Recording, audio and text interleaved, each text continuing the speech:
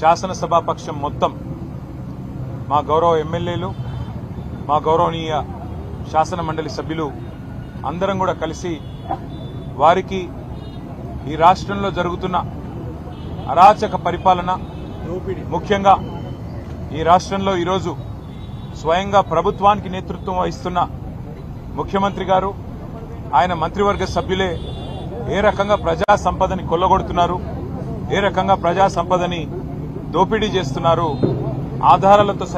ఆధార సహితంగా వారికి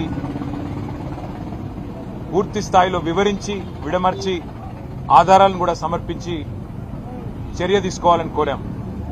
ముఖ్యంగా ఈ రాష్ట్ర రెవెన్యూ మంత్రి పొంగులేటి శ్రీనివాసరెడ్డి గారి కుటుంబానికి సంబంధించిన రాఘవ కన్స్ట్రక్షన్స్ అనే కంపెనీ గత 2.5 సంవత్సరాలుగా నిరాటంకంగా ఎక్కడైతే నిషేధిత ఆజ్ఞలున్నాయో జంట జలాశయాలు గండిపేట, ఉస్మాన్ సాగర్, హిమాయత్ సాగర్ పరిధిలో 10 కిలోమీటర్ల పరిధిలో ఎక్కడా కూడా మైనింగ్ చేయడానికి, క్రషింగ్ చేయడానికి వీల్లేదని నిబంధనలుంటే వాటిని తుంగలో దొక్కారు.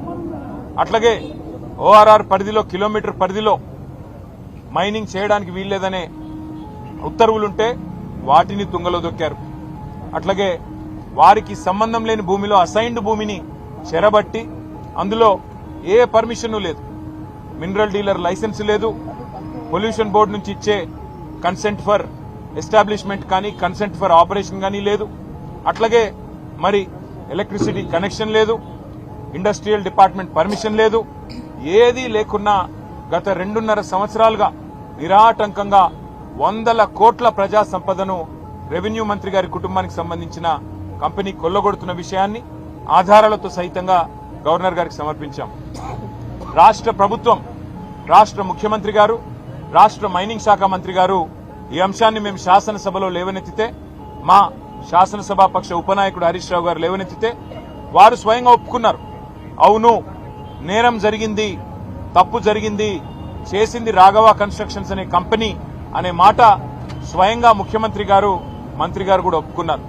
కానీ మంత్రి గారు తప్పు చేశారు కాబట్టి ఆత్మరక్షణలో పడి ఇవాళ మంత్రి గారిని కాపాడడానికి నానా ప్రయత్నాలు చేస్తున్నారు. అందులో ముఖ్యంగా ముఖ్యమంత్రి గారు ఎదురుదాడికి దిగి మంత్రి గారు చేసిన నేరాన్ని కప్పిపుచ్చే ప్రయత్న భాగంలో వారు అన్న మాటేమంటే, గత 10-12 సంవత్సరాలుగా జరుగుతున్న అక్రమ మైనింగ్ మీద విచారణ జరిపిస్తాం, కానీ సిబిసిఐడి విచారణ జరిపిస్తామని చెప్పి ప్రభుత్వం ముందుకొచ్చింది. మేము అడిగింది ఏంది? సభా సంఘం వేయండి, అన్ని పక్షాల శాసనసభ్యులు, శాసన మండలి సభ్యులతో కూడిన ఒక సభా సంఘాన్ని ఏర్పాటు చేసినట్టయితే వాస్తవాలు వెలుగులోకి వస్తాయి. మంత్రి గారితో పాటు 100 అక్రమ మైనింగ్ సంస్థలు ఏవైతే ఈ ప్రభుత్వం, కాంగ్రెస్ ప్రభుత్వంలోని పెద్దలు బినామీల పేర్ల మీద నడుస్తున్నాయో అవన్నీ కూడా బయటకు వస్తాయని చెప్పి మేము సభా సంఘం వేయమంటే, సభా సంఘాలకు విలువ లేదు అంటూ ఇక్కడ శాసనసభ వ్యవహారాల మంత్రి, ముఖ్యమంత్రి స్వయంగా మాట్లాడుతూ ఉన్నారు. వాళ్ళ నాయకుడు రాహుల్ గాంధీ గారేమో జాయింట్ పార్లమెంటరీ కమిటీ కావాలి అని పార్లమెంట్ లో పట్టుబడతారు. అదానీ వ్యవహారం మీద వెంటనే సభా సంఘం వేయండి అని చెప్పి పార్లమెంట్ లో అడుగుతారు. ఇక్కడ మాత్రం వారి పార్టీకి సంబంధించిన నాయకులు సభా సంఘాలకు విలువ లేదు అన్నట్టుగా మాట్లాడుతూ ఉన్నారు. మేము సభా సంఘం వేయండి, లేదా ఒక సిట్టింగ్ హైకోర్టు జడ్జితో విచారణ జరిపించండి, దేనికైనా మేము సిద్దమని చెప్పాం. 10-12 ఏళ్లుగా జరిగిన అన్ని కూడా బయటకు తీస్తామని చెప్పి హుంకరించే ప్రయత్నం, బెదిరించే ప్రయత్నం చేస్తే నిరాటంకంగా చేసుకోండి, మా ప్రభుత్వంలో ఎలాంటి తప్పులు జరగలేదు, మీరు ఎలాంటి ఎంక్వైరీ చేసినా మాకు అభ్యంతరం లేదని చెప్పి కూడా శాసనసభలో చెప్పడం జరిగింది. అట్లాగే మేము పట్టుబట్టింది సభా సంఘం కోసం లేదా ఇండిపెండెంట్ జ్యుడిషియల్ ఎంక్వైరీ కోసం అయితే సిబిసిఐడిని అడ్డం పెట్టుకుని మరి మంత్రి గారిని కాపాడే ప్రయత్నం రాష్ట్ర ప్రభుత్వం చేస్తా ఉంది. సరే, సిబిసిఐడి అనేది రాష్ట్ర ప్రభుత్వ ఆధీనంలోని, రాష్ట్ర హోంశాఖ ఆధీనంలోని ఒక విభాగం. మంత్రిగా పొంగులేటి శ్రీనివాసరెడ్డి గారు ఉంటే, ఆయన మంత్రిగా కొనసాగుతూ ఉంటే ఏ రకంగా రాష్ట్ర ప్రభుత్వం కింద పనిచేసే, రాష్ట్ర హోంశాఖ కింద పనిచేసే ఒక విభాగం ఏ రకంగా నిష్పక్షపాతంగా పనిచేస్తుంది, వారిని వెంటనే రాజీనామా చేయించండి లేదా బర్తరఫ్ చేయండి అని చెప్పి మేము కోరాం. కానీ ఉలుకు లేదు, పలుకు లేదు. అవినీతి మీద ప్రశ్నిస్తే నిన్న శాసనసభ నుండి మమ్మల్ని సస్పెండ్ చేశారు. ఇవాళ మా శాసన మండలి సభ్యులందరినీ, మా ఫ్లోర్ లీడర్ గారిని, మా కౌన్సిల్లో మా ఆపోజిషన్ లీడర్ గారిని, మొత్తం శాసన మండలి సభ్యుల్ని, వారిని కూడా ఈరోజు నియంతృత్వ పోకడలను తలపిస్తూ వారిని కూడా సస్పెండ్ చేయడం జరిగింది. అందుకే ఇవాళ ఈ రాష్ట్ర ప్రథమ పౌరుడైన గవర్నర్ గారి దగ్గరికి మేము వచ్చి 100 కోట్లు ఎట్లా ఈ ప్రభుత్వంలోని ఒక పెద్దలు కొల్లగొడతా ఉన్నారు, ప్రభుత్వ పెద్దలే గద్దలుగా మారితే రక్షకులే భక్షకులైతే సామాన్యుడికి దిక్కెవరు, అందుకే మీరు ఇంటర్వ్యూని కండి, మీరు ఈ ప్రభుత్వం ఏదైతే ఉన్నదో మీ పేరు మీదే నడుస్తోంది, కౌన్సిల్ ఆఫ్ మినిస్టర్సే మీ పేరు మీద ఉన్నది, కాబట్టి మొత్తంగా మీరు వెంటనే జోక్యం చేసుకుని ఈ మంత్రి గారిని బర్తరఫ్ చేయాలని చెప్పి గవర్నర్ గారిని డిమాండ్ చేశాము. దాంతో పాటు ఒక independent enquiry high court sitting judge అయినా లేదా ఏదైనా కేంద్ర ప్రభుత్వ సంస్థ అయినా వారితో వెంటనే ఒక విచారణకు కూడా ఆదేశించే విధంగా ఈ వ్యవహారంలోని నిజానిజాలు నిగ్గుదేల్చే విధంగా మరి మీరు వెంటనే జోక్యం చేసుకోవాలని పెద్దలు గవర్నర్ గారిని కోరాము. మేము పరిశీలిస్తామన్నారు. ఇది నిజంగా కూడా ఇందిరమ్మ రాజ్యం అంటే గవర్నర్ గారు గుర్తు చేశాం. ఇదే గవర్నర్ గారు గతంలో ఎమర్జెన్సీ రోజుల్లో 19 నెలలు ఆనాడు జైలు జీవితం అనుభవించారు. సార్, ఆనాడు మీరు ఎమర్జెన్సీలో ఏ ఇందిరమ్మ నియంతృత్వ పోకడల వల్ల మీరు జైలుకు పోయినారో ఇవాళ అదే పోకడలు అవే నియంతృత్వ లక్షణాలు ఇక్కడ కూడా కనబడతా ఉన్నాయి. మీరు ఆనాడు బాధితులు, ఈరోజు తెలంగాణ ప్రజలు బాధితులు. కాబట్టి మీరు ముందుకు రండి, మరి తెలంగాణ రాష్ట్రంలో జరుగుతున్న ఈ ప్రజా సంపద దోపిడీని అడ్డుకోండి అని చెప్పి గవర్నర్ గారికి మేము విన్నవించాము. బర్తరఫ్ చేయాలి మంత్రి గారిని అని చెప్పి డిమాండ్ చేసినాము. వారు సానుకూలంగా స్పందిస్తారనుకుంటున్నాం. మరి భారతీయ జనతా పార్టీ కూడా ఈ విషయంలో నిజంగా శోచనీయం వారి వ్యవహారం. వారి నిన్న ప్రభుత్వానికి వంత పాడడం శోచనీయం.